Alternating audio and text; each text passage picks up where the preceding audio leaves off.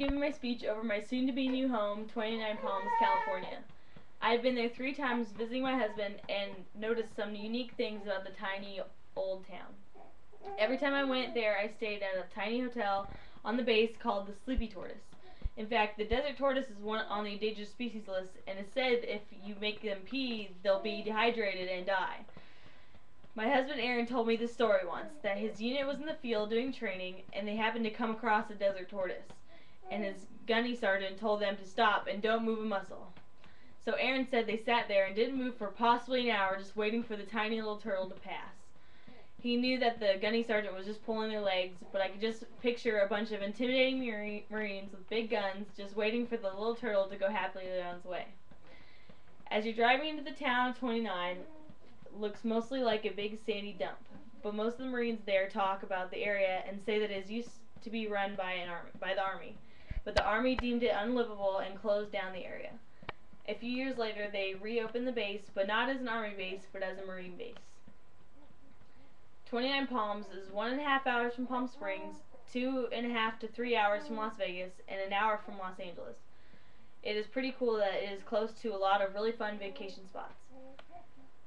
A few miles in between 29 Palms and Las Vegas is a desert that they filmed the horror movie called The Hills Have Eyes, which does not particularly thrill me because I'm a sucker for scary movies and seem to believe that they're all real. But just outside of 29 Palms is a town called Joshua Tree. Like the name, there are tons of Joshua trees, which are hardly trees and they're more like cactuses, all over the area.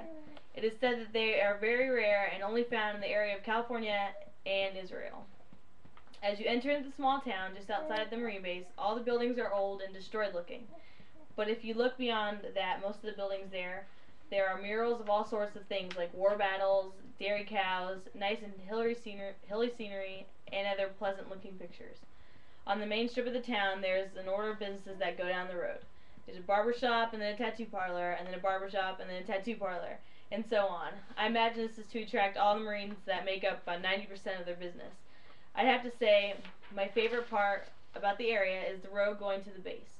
There's a great big chain link fence that is almost always covered with welcome home signs, from families to the Marines who are just getting home from deployment. When the Marines get back, they are transported on a bus, and when the driver gets close to the fence, he slows down so all of them can see their very own signs.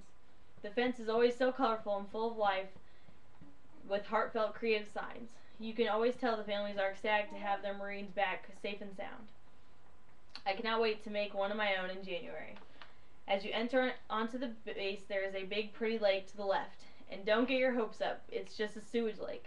They call it Lake Bandini. Sometimes when the wind is blowing just right all over the base, you can smell that wonderful lake. The good thing about the base is that they have a lot of parks and fields that you can bring your family to, and plenty of pools to shake off that over 100-degree weather in the summer.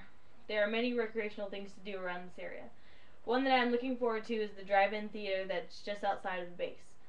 Even though the movie selection is a little bit behind the rest of the world, I find it very soothing and romantic to kick back and relax watching the big screen and enjoying the night.